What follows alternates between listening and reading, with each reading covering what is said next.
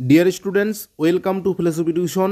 এই ক্লাসে দ্বিতীয় সেমিস্টার দর্শন বিষয়ের ইউনিট 2 ভারতীয় নীতিবিদ্যা থেকে শ্রীমদ্ ভগবদ্গীতা নিষ্কাম কর্মের ধারণা এই অধ্যায় বা এই টপিক থেকে কিছু প্রশ্ন উত্তর নিয়ে আলোচনা করব। অবশ্যই প্রথম থেকে শেষ পর্যন্ত দেখবে। ক্লাসটি ভালো লাগলে লাইক করবে, চ্যানেলে নতুন হলে চ্যানেলটিকে সাবস্ক্রাইব করে নেবে, কোনো কিছু জানার থাকলে অবশ্যই কমেন্ট করে জানাবে। তো চলো শুরু করি। তাহলে প্রথম প্রশ্ন কি রয়েছে দেখো, গীতা কি? উত্তর কি রয়েছে, গীতা হলো ভগবান শ্রীকৃষ্ণের নীতিসম্মত ধর্ম উপদেশ। যে উপদেশ কেবল যুদ্ধক্ষেত্রে অবতীর্ণ যোদ্ধার কাছেই অনুসরণীয় নয়, সংসার রূপ যুদ্ধক্ষেত্রেও প্রতি মানুষের কাছে অনুসরণীয়। কাব্যধর্মী হওয়ার জন্য এই ধর্ম উপদেশকে স্ত্রীলিঙ্গে প্রকাশ করে সংক্ষেপে বলা হয় গীতা। এই কাব্য ভগবান শ্রীকৃষ্ণের দ্বারা গীত হওয়ায় এই ধর্ম উপদেশের অপর নাম ভগবত গীতা। নেক্সট প্রশ্ন কি রয়েছে দেখো, সকাম কর্ম ও নিষ্কাম কর্মের মধ্যে পার্থক্য লেখো।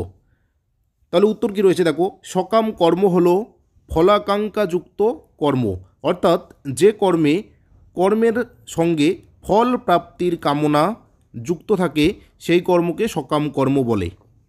কামনা বাসনা রাগ মোহযুক্ত হয়ে যে কর্ম করা হয় তাকে সকাম কর্ম বলে। তাহলে সকাম কর্ম হচ্ছে সেই কর্ম যে কর্মের সঙ্গে একটা ফলের আকাঙ্ক্ষা যুক্ত থাকে, একটা ফল প্রাপ্তির কামনা থাকে বা একটা ফল প্রাপ্তির আশা থাকে, অর্থাৎ ফল প্রাপ্তির বা কোনো একটা ফলের আশা করে যখন কর্ম করা হয় সেই কর্মকেই বলা হয় সকাম কর্ম। অপরদিকে কি রয়েছে দেখো, ফলাকাঙ্ক্ষা বর্জিত কর্ম হলো নিষ্কাম কর্ম, অর্থাৎ যে কর্ম সম্পাদনের পেছনে জীবের কোনো কামনা থাকে না সেই কর্মকে নিষ্কাম কর্ম বলে। তাহলে নিষ্কাম কর্ম কি, যে কর্মে ফলের কোনো আকাঙ্ক্ষা থাকে না, ফল প্রাপ্তির কোনো কামনা থাকে না, সেই কর্মকেই বলা হচ্ছে নিষ্কাম কর্ম। এরপরে কি রয়েছে আর একটা পার্থক্য দেখো, সকাম কর্মের ক্ষেত্রে মনের উপর বিচার শক্তির কোনো নিয়ন্ত্রণ থাকে না, ফলের আকাঙ্ক্ষায় মানুষ সকাম কর্ম করে, কাজেই জীব কর্ম অনুসারে ফল ভোগ করে।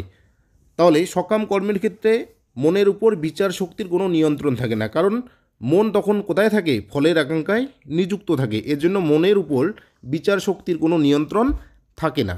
নিষ্কাম কর্মে বিষয়ের প্রতি আসক্তি থাকে না, ফল লাভের আকাঙ্ক্ষা না থাকায় নিষ্কাম কর্ম বন্ধনের কারণ হয় না, ফলে ফল ভোগের জন্য জীবকে বারবার জন্মগ্রহণ করতে হয় না। তাহলে নিষ্কাম কর্মে বিষয়ের বা ফলের প্রতি কোনো আসক্তি থাকে না, এই আসক্তি না থাকার জন্য জীব বন্ধনের সঙ্গে যুক্ত হয় না, অর্থাৎ জীবকে বারবার জন্মগ্রহণ করতে হয় না, দুঃখ যন্ত্রণা ভোগ জীবকে করতে হয় না। হলো ক্লিয়ার? আচ্ছা, নেক্সট প্রশ্ন কি রয়েছে দেখো, নিষ্কাম কর্ম সকাম কর্ম অপেক্ষা উন্নত মানের কেন? উত্তর দেখো, সকাম কর্ম বা কাম্য কর্ম ফলের আকাঙ্ক্ষা যুক্ত থাকে। তাহলে সকাম কর্মে বা কাম্যকর্মে ফলের আকাঙ্ক্ষা যুক্ত থাকে, অর্থাৎ ফলের কামনা করা থাকে। ফলে সকাম কর্ম কোনো কারণে ব্যর্থ হলে তাকে পুনরায় শুরু করতে হয়, কিন্তু নিষ্কাম কর্মের কোনো ফলাকাঙ্ক্ষা নেই, তাই তা কখনো ব্যর্থ হতে পারে না। মনে করো কৃষিকাজ করবে, কৃষিকাজ করলে কিসের জন্য, একটা ফলের জন্য। মনে করো ধান চাষ করলে, তাহলে ধান চাষ এই কর্মটা করছো কিসের জন্য, ভালো ধান পাওয়ার জন্য, কিন্তু কোনো কারণে দেখা গেল অতিবৃষ্টিতে বা বৃষ্টিই হলো না, এরকম পরিস্থিতিতে তোমার এই যে তুমি যে ধান লাগালে অর্থাৎ এই কর্মটা করলে এই কর্মটা ব্যর্থ হয়ে গেল, তখন কি করবে, এই ভালো ফলনের জন্য বা ধানের ফলনের জন্য তোমাকে পুনরায় আবার ধান লাগাতে হবে। তাহলে এই যে ধানের ফসলের জন্য তুমি যে কর্ম করছো, সেই কর্মকে ধান লাগাচ্ছ, সেই কর্মকে বলা হচ্ছে সকাম কর্ম বা কাম্য কর্ম। কিন্তু নিষ্কাম কর্মে এরকম কিন্তু কোনো ফলের আকাঙ্ক্ষা থাকে না। নেক্সট কি রয়েছে দেখো, কাম্যকর্ম ক্ষেত্র বিশেষে পাপের কারণ ও হয়। অপরের সম্পদ অন্যায়ভাবে অধিকারের জন্য যে প্রতারণামূলক কর্ম তা পাপের কারণ হয়। নিষ্কাম কর্মে ফলের আকাঙ্ক্ষা না থাকায় সেই কর্ম কখনো প্রতারণামূলক হতে পারে না এবং ফলত তা পাপের কারণ হতে পারে না। তাহলে কাম কর্ম ক্ষেত্র বিশেষে কি পাপের কারণও হয়। তাহলে অপরের সম্পদ অন্যায়ভাবে অধিকারের জন্য যখন প্রতারণামূলক কাজ করা হয় সেটা কিন্তু পাপের কারণ হয়। কিন্তু নিষ্কাম কর্মে যেহেতু ফলের কোনো আকাঙ্ক্ষা থাকে না, সেজন্য অপরের সম্পদ কিংবা অন্য কোনো বিষয় বা অন্য কোনো বস্তুর প্রতি সেরকম কামনা না থাকায় কখনো প্রতারণামূলক কাজ করতে হয় না, এবং প্রতারণামূলক কাজ না করার জন্য সেখানে পাপেরও প্রশ্নটা আসতে পারে না। তাহলে এই হচ্ছে, এর জন্য সকাম কর্ম অপেক্ষা নিষ্কাম কর্ম বেশি উন্নত মানের। বোঝা গেল? আচ্ছা, পরের প্রশ্ন কি রয়েছে দেখো, নিষ্কাম কর্ম কি নিষ্ফল, অথবা নিষ্কাম কর্মকে কি নিষ্ফল বলা চলে? উত্তর কি রয়েছে দেখো, নিষ্কাম কর্মকে নিষ্ফল বলা চলে না। যে কর্মের ফলাকাঙ্ক্ষা থাকে না তাকে যেমন সফল বলা যায় না, তেমনি নিষ্ফল বলাও যায় না। নিষ্কাম কর্মযোগের সাধনার দ্বারা ব্যক্তির বুদ্ধি যখন মোহজনিত মালিন্য থেকে মুক্ত হয়ে শুদ্ধ ও নির্মল হয়, তখন ব্যক্তি পরমেশ্বরের সান্নিধ্য লাভ করেন, যেখানে জীবন যন্ত্রণা নেই, আছে কেবল অনাবিল শান্তি ও আনন্দ। তাই নিষ্কাম কর্মের মাধ্যমেই পরম শ্রেয়কে লাভ করা যায়। তাহলে নিষ্কাম কর্ম কিন্তু নিষ্ফল নয়, অর্থাৎ নিষ্কাম কর্ম করে যে ফল পাওয়া যায় না এরকমটা কিন্তু নয়। তাহলে নিষ্কাম কর্ম করলে পরমেশ্বরকে লাভ করা যায়। পরমেশ্বরকে লাভ করার অর্থই হচ্ছে সেখানে কোনো জীবন যন্ত্রণা নেই, দুঃখ কষ্ট নেই, শুধু কি রয়েছে, অনাবিল শান্তি রয়েছে, আনন্দ রয়েছে, ইত্যাদি বিষয় রয়েছে। তাই এই যে পরমেশ্বরকে লাভ করার জন্য অবশ্যই নিষ্কাম কর্মকে কিন্তু করতে হবে। নেক্সট প্রশ্ন কি রয়েছে দেখো, গীতায় নিষ্কাম কর্মযোগের যে 4টি সূত্র বর্ণিত হয়েছে তা উল্লেখ করো। গীতার কর্মযোগ হলো নিষ্কাম কর্ম।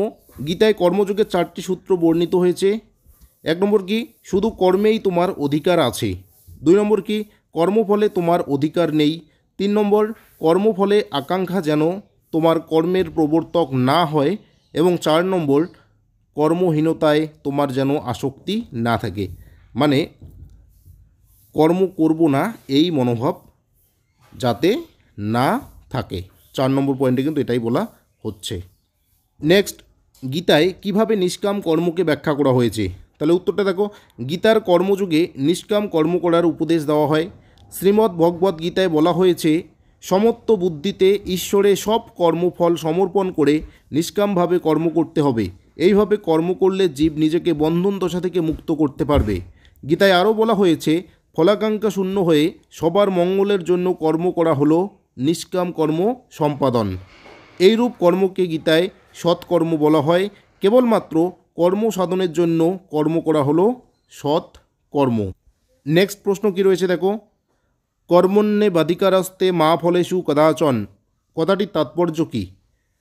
তাহলে উক্ত কথাটির তাৎপর্য হলো মানুষের শুধু কর্মে অধিকার, কর্মফলে নয়। কর্মফলের আকাঙ্ক্ষা নিয়ে কর্ম করা যেমন মানুষের কর্তব্য নয়, তেমনি কর্ম থেকে বিরত থাকাও মানুষের কর্তব্য নয়। নেক্সট, যোগস্থ কুরু কর্মাণি কথাটির তাৎপর্য ব্যাখ্যা করো, অথবা যোগস্থ কথাটির বিভিন্ন অর্থ ব্যাখ্যা করো। উত্তর কী রয়েছে দেখো, যোগস্থ শব্দের অর্থ হলো ঈশ্বরের সঙ্গে বুদ্ধিকে যুক্ত করা। এর ফলে এইরকম বোধ হয় যে আমার প্রতিটি কর্মই ঈশ্বরের কর্ম, ঈশ্বরের ইচ্ছাই আমার ইচ্ছা, কর্মের মাধ্যমে ঈশ্বরের ইচ্ছাকে আমি সম্পাদন করি। যোগস্থ শব্দটির আরেকটি অর্থ হলো ফলাশক্তি ও কর্তৃত্বাভিমান ত্যাগ করা। কর্তৃত্বাভিমান মানে হচ্ছে আমি এই কর্মের মালিক, আমি এই কর্ম করেছি, এরকম মনোভাব কিন্তু ত্যাগ করতে হবে। কর্তৃত্বের অভিমান না থাকলে কর্মফলে আসক্তি চলে যায়। তাহলে কর্তৃত্বের অভিমান যদি না থাকে তাহলে কর্মফলের যে আসক্তিটা সেটা কিন্তু চলে যায়, অর্থাৎ সেটা জীবন থেকে কিন্তু চলে যায়। কর্মফলের প্রতি মানুষের আসক্তি কিন্তু থাকে না, বা কমে যায়, বা শেষ হয়ে যায়। তাহলে এই হচ্ছে কিছু গুরুত্বপূর্ণ প্রশ্ন উত্তর। অবশ্যই এই প্রশ্ন উত্তরগুলোকে তোমরা ভালোভাবে পড়বে, এবং যদি আরও বিস্তারিত এই অধ্যায়কে জানতে চাও তাহলে অবশ্যই কোনো বইয়ের সাহায্য নিয়ে বিস্তারিতভাবে পড়বে। তাহলে চলো, এই হচ্ছে আজকের ক্লাসটি ভালো লাগলে লাইক করবে, চ্যানেলে নতুন হলে চ্যানেলটিকে সাবস্ক্রাইব করে নেবে এবং অবশ্যই কোনো কিছু জানার থাকলে কমেন্ট করবে।